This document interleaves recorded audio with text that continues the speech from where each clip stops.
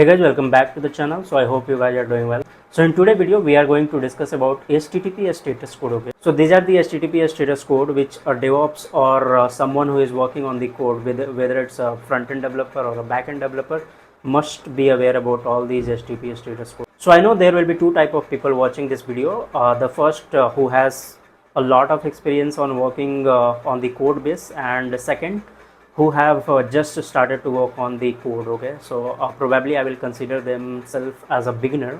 So by keeping all these things in mind, what I'm going to do is I already have an API project which I already have discussed with you guys a number of times before while discussing any concept. Okay, so I'm just going to run that project. Okay, I'm just going to call that request using Postman, and then I will show you how we are getting the response and what could be the HTTP status codes. Okay, so here we are in the API project, so let's run this project. Okay, and then we are going to use the Postman to call one of the endpoint. Okay, so let's make a call. So I know that SQL server service is not yet started, so it's going to throw an issue. So let's see what is that.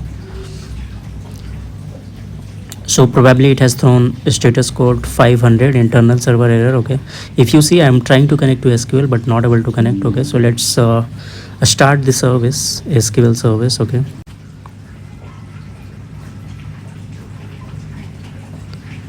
so it is started. Now if you try to connect to SQL, it is allowing to connect. Okay, now we will try to hit the same endpoint. Okay, and this time we should be getting a positive response. Okay, so if you see, the status code we got is 200. So next HTTP status code is 400. Okay, what is that? When you try to make a request to the server, okay, from the client side, you are sending something wrong in the request object itself, be it header or be it something in the body. Okay, so that request is not valid. So when you send the request, you are going to get the response as 400.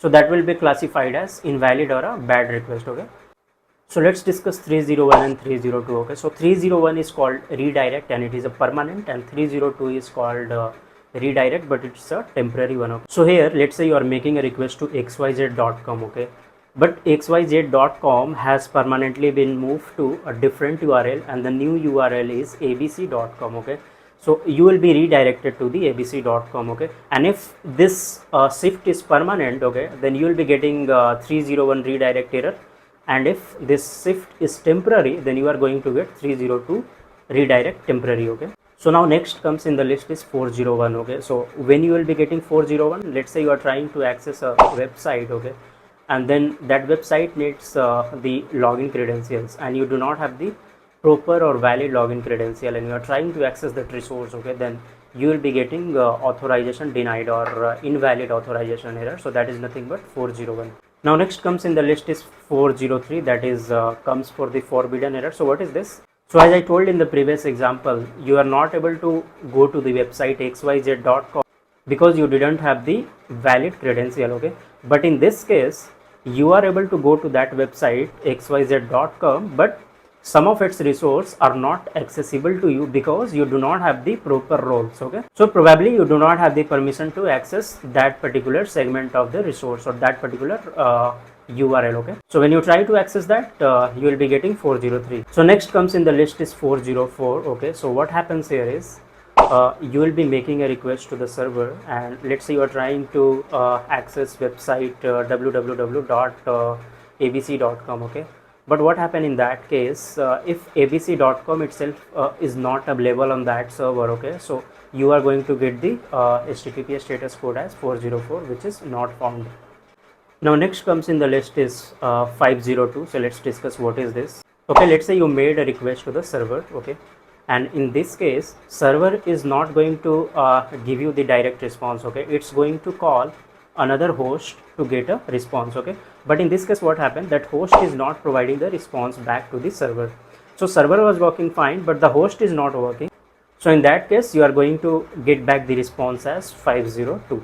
Let's discuss 503 now. So this is mainly happens because when you try to access some resource on the server. Okay, so what happened, like server itself is down, maybe due to the maintenance or some upgradation. Okay, so in that case you will be getting the HTTP status code as 503, service unavailable. Okay, let's discuss 504. So in 504 let's remind what we discussed in 502. Okay, so there is a client, it is making a request to the server, and then server is calling another host, and when server calls the host, okay, this time server has not responded with a negative response, rather it is taking a lot of time to prepare the response, or whatever reason it is.